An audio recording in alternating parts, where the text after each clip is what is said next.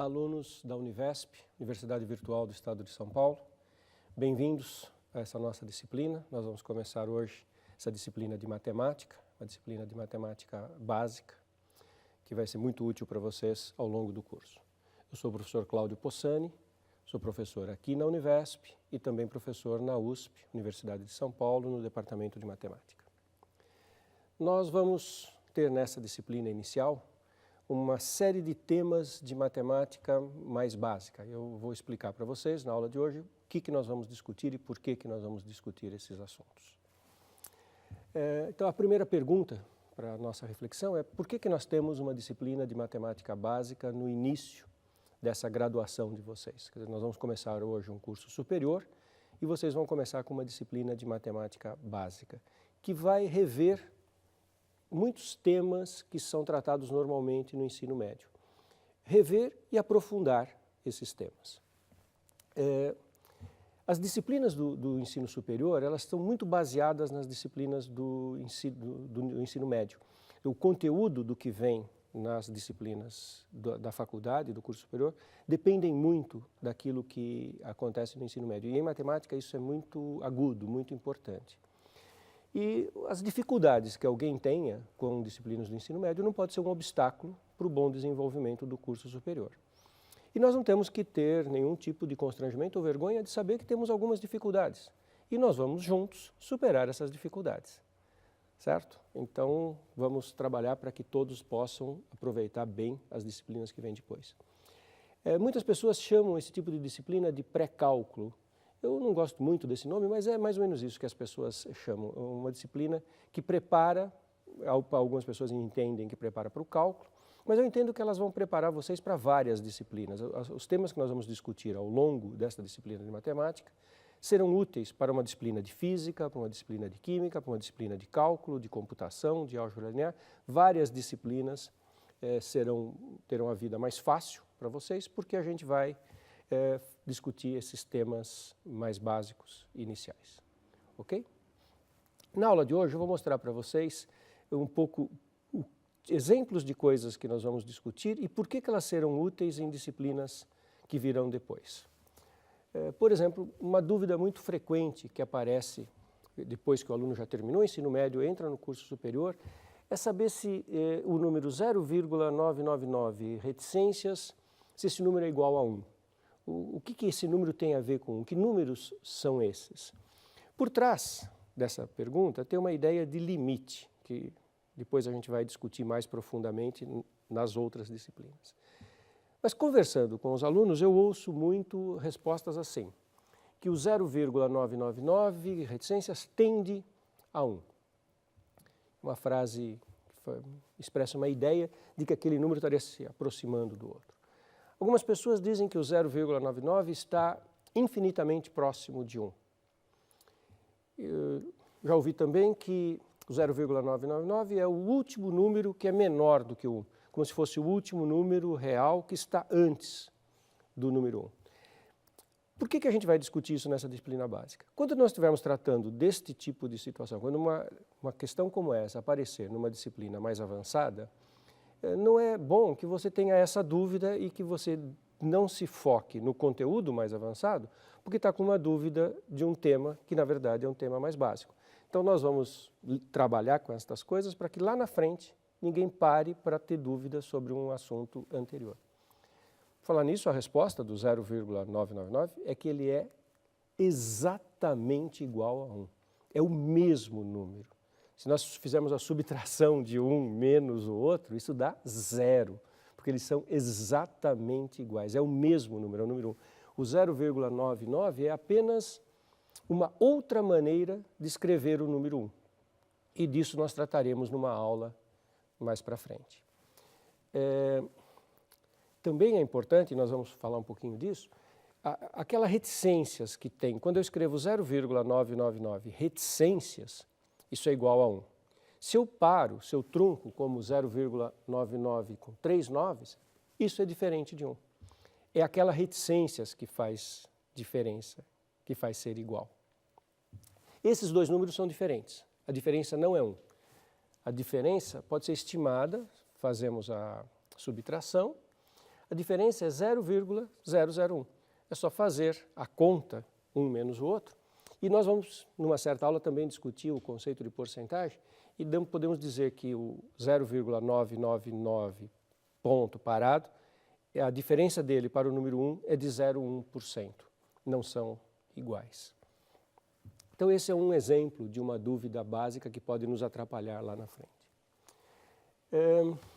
Vou mostrar um outro exemplo muito interessante. Nas aulas de cálculo, aqui é então um tema de cálculo mesmo, nós vamos precisar analisar essa expressão, x à quinta menos 1 sobre x menos 1. Isso vai ser importantíssimo quando nós estivermos estudando o conceito de derivadas. Bom, analisar essa expressão, ela tem o seguinte aspecto. Nós vamos ter que analisá-la quando o x, essa variável, esta incógnita, estiver próximo de 1. Então, isso vai ser um tema que nós vamos ter que analisar. Vocês vão observar que nós não estamos falando de limite hoje, mas vocês vão entender o que eu estou falando se a gente souber um pouquinho de fatoração para trabalhar com essa expressão. Se nós pensamos em valores próximos de 1, imagine um x que está muito perto de 1. Se você fizer x menos 1, isso fica muito perto de 0. Se você tem um x perto de 1, quando você eleva à quinta potência, fica perto de 1. E menos 1 fica perto de 0. Em outras palavras, quando eu estou trabalhando com valores de x próximos de 1, eu vou obter valores próximos de 0, tanto no denominador quanto no numerador daquela fração. Denominador embaixo, numerador em cima, ambos vão se aproximar de 0. E aí eu fico com uma divisão 0 dividido por 0, isso é uma indeterminação em matemática, não tem nenhum valor numérico atribuído, e eu fico sem saber o que dá aquele x à quinta menos 1 sobre x menos 1. Mas agora observe, existe um tema que é estudado no ensino médio, que nós chamamos de fatoração, e é por isso que nós vamos rever este tema nas aulas desta disciplina. Uma técnica de fatoração, nem todos vocês vão estar se lembrando nesse instante dessa técnica, por isso que nós vamos repetir, que x à quinta menos 1 pode ser fatorado dessa maneira, x menos 1, e depois uma expressão que todos os termos são mais, x à quarta, x à terceira, x ao quadrado, x e 1. Essa é uma fatoração. O que quer dizer isso? Que se eu fizer a distributiva aqui do lado direito, vou obter de novo essa expressão x à quinta menos 1. Se eu fizer a distributiva, vai aparecer um número grande de termos, mas muitos vão se cancelar e sobrará apenas uma vez o x à quinta e uma vez o 1. Ora, se eu sei que isso é verdade, voltemos lá para o nosso quociente. X à quinta menos 1 sobre x menos 1. Fatoramos a expressão de cima e observe que eu tenho x menos 1 em cima, x menos 1 embaixo. E isso eu posso cancelar. Quando eu cancelo esse x menos 1 com esse x menos 1, sobra apenas essa expressão entre parênteses. X à quarta, x à terceira, x ao quadrado, x e 1. 5 termos. E lembra, eu estava querendo entender essa expressão quando o x se aproximava de 1. Ora, quando o x se aproxima de 1, cada um desses termos se aproxima de 1. E eu tenho 5 desses termos. Então, a nossa conclusão é que para valores de x próximos de 1, aquela expressão quociente, x à quinta menos 1 sobre x menos 1, se aproxima de 5, porque são aqueles 5 termos que estão se aproximando de 1. Numa linguagem de cálculo, nós vamos dizer que o limite para x tendendo a 1 de x à quinta menos 1 sobre x menos 1 é 5. Então, faça uma reflexão. Nós não estamos estudando o limite ainda, mas acho que vocês me acompanharam que essa frase faz sentido. E eu consigo entender essa frase se eu conseguir fazer aquela fatoração. Do ponto de vista da ideia de limite, não há uma grande complicação. A dificuldade estava na fatoração. Se eu pensar no limite para x tendendo a 1, eu teria 0 sobre 0, impossível de calcular. Se eu conseguir fatorar, faço aquele cancelamento, sobram aqueles 5 termos, nós vamos chamar isso de eliminar a indeterminação, e aí o limite naturalmente é 5. É para isso que vai servir essa disciplina, para que num contexto mais avançado, em que nós temos que fazer esse cálculo, o x à quinta menos 1, etc., sobre x menos 1, nós possamos fazer a fatoração, simplificar e não ter dúvidas na parte de limite por causa de uma dúvida anterior. Ok? Outra dificuldade que muitas vezes os alunos apresentam. Como resolver a equação x ao quadrado menos 4? Se a gente mostra essa inequação para os alunos, muitas vezes vem na cabeça rapidamente a seguinte resposta. X² menos 4, a resposta é x menor ou igual que 2.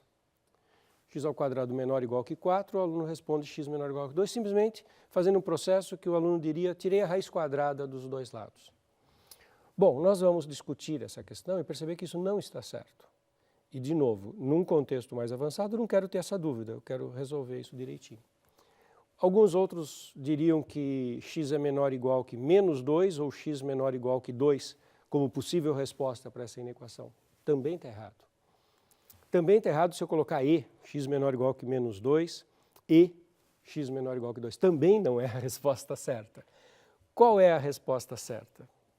A resposta certa para a resolução desta inequação é que x é menor ou igual que menos 2 ou x inverte aqui, maior ou igual que 2. De onde vem essa resposta correta a partir desta inequação original? Como que daqui a gente percebe que a resposta correta é essa? Não é através de um procedimento meramente algébrico. Aqui vai aparecer uma coisa muito bonita, que vai aparecer gráfico de função envolvido. E a solução integra o entendimento de gráfico de função com a parte algébrica. Para resolver aquela primeira inequação, x² menor ou igual que 4, eu vou precisar entender o gráfico de uma parábola, na parábola x2 menos 4. E responder aquela pergunta é equivalente a analisar o sinal desta parábola como função dos números reais nos números reais.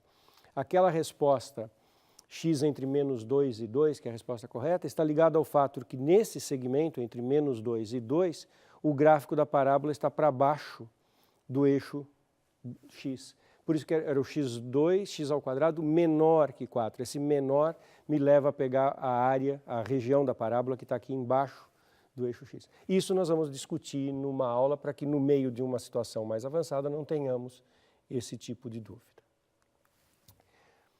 Aproveitando que nós vamos estar discutindo a resolução das inequações do segundo grau, nós vamos falar um pouquinho também sobre extração de raízes. Essa é uma outra dúvida que muitos alunos trazem do ensino médio. Afinal, a raiz quadrada de 4 vale quanto? Algumas pessoas respondem 2, outras pessoas vão responder mais ou menos 2, quase ninguém diria apenas menos 2, mas afinal, o que é raiz quadrada? Raiz quadrada de 4 é 2, é mais ou menos 2. A resposta correta é que raiz quadrada de 4 é 2, apenas o valor positivo. E nós vamos nos dedicar, vai ter uma aula para a gente falar disso, para não carregarmos eventuais dúvidas sobre este tipo de tema. Outras dúvidas que nós vamos tratar ao longo das aulas, coisas de trigonometria, né? Muitos de vocês estudaram trigonometria, mas é uma dúvida muito frequente saber quanto que vale seno de A mais B. Muitas vezes no contexto do ensino médio, o aluno fica com uma imagem quase que visual associada àquela operação que ele chama de fazer a propriedade distributiva. E muitos alunos, ao olharem o seno de A mais B, pensam que a resposta é que isso dá seno de A mais seno de B, que não está certo, essa não é a resposta correta. E não, nenhum problema se alguém pensa que é assim, nós vamos discutir para saber por que seno de A mais B é seno A cosseno B mais seno B cosseno A, uma forma um pouquinho mais complicada. Um outro exemplo muito recorrente que nós vamos tratar ao longo das nossas aulas, no contexto de resolução de inequações. Olha essa inequação aqui, x menos 3, 4x menos 8, x menos 3, repetiu o x menos 3, x mais 5. Muitos alunos, para resolver essa inequação, cancelam o x menos 3. Esta é uma operação que não pode ser feita num contexto de inequação. Outros alunos pensam, eu vou passar o x menos 3 dividindo, e aí cancelo o x menos 3 com o x menos 3, o que seria equivalente. Mas acabamos de fazer esse cancelamento naquele exercício que eu estava falando do x menos 5, x à quinta menos 1 sobre x menos 1. Por que lá eu pude fazer e aqui eu não posso? Exatamente. Aqui é uma inequação, essa operação não leva ao resultado correto. Olha que interessante o que acontece aqui. Imagine que para resolver cancelássemos o x menos 3. Não está certo. Aí sobraria o 4x menos 8 e o x mais 7. E a minha pergunta é se isso é equivalente como resolução. Bom, o 4x menos 8 menor que x mais 7, nós passamos esse x para cá, fica 3x, passamos o menos 8 para lá, fica 15, 3x menor que 15, x menor que 5. Será que isso é a resposta correta? Resposta, não. Olha que interessante. Se você pegar x igual a 1, x igual a 1 é um exemplo de um número menor do que 5.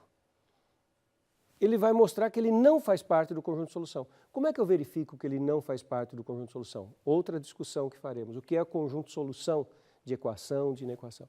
Se a resposta fosse x menos 5, toda vez que eu pegasse um número menor do que 5, por exemplo 1, ele teria que tornar essa sentença original verdadeira. A sentença x menos 3, 4x menos 8, x menos 3, x mais 7. Qualquer número menor do que 5 deveria torná-la uma sentença verdadeira. Vamos fazer o teste com x igual a 1? Coloca x igual a 1 aqui. Fica menos 4, aqui menos 2. Na verdade aqui é menos 2, né? Eu errei nessa conta aqui, menos 2. E aqui 8. Fazendo a conta aqui fica, na verdade, menos 2 com 4 ficaria um 8 no lugar desse 16, menor que menos 16. Mas essa sentença é falsa. Então, não é correto resolver aquela inequação cancelando. Há uma grande discussão que nós vamos fazer do porquê que não pode fazer esse cancelamento. Quando nós cancelamos numa expressão, nós perdemos soluções, nós alteramos. E cancelamento só pode ser feito se o x, numa desigualdade, só pode ser feito se o x for positivo. Então, esse é o erro que está ali. Observe essa expressão aqui, para a gente terminar. Se você cancelar o x, você vai obter que 2 é menor que 1, que é uma sentença falsa, que daria uma resposta absurda. Nessa equação, que é muito simples, a gente nem pensa em fazer o cancelamento. Todos nós sabemos resolver essa inequação. O que nós fazemos? Passamos o x para cá, fica 2x menos x menor que 0, e a resposta é x menor que 0. Observe que se eu cancelar, eu chego numa sentença falsa. No exemplo simples, a gente não tem a ideia de cancelar, a gente faz o procedimento certo. Mas num exemplo mais complicado, a gente acaba errando ao fazer aquele cancelamento.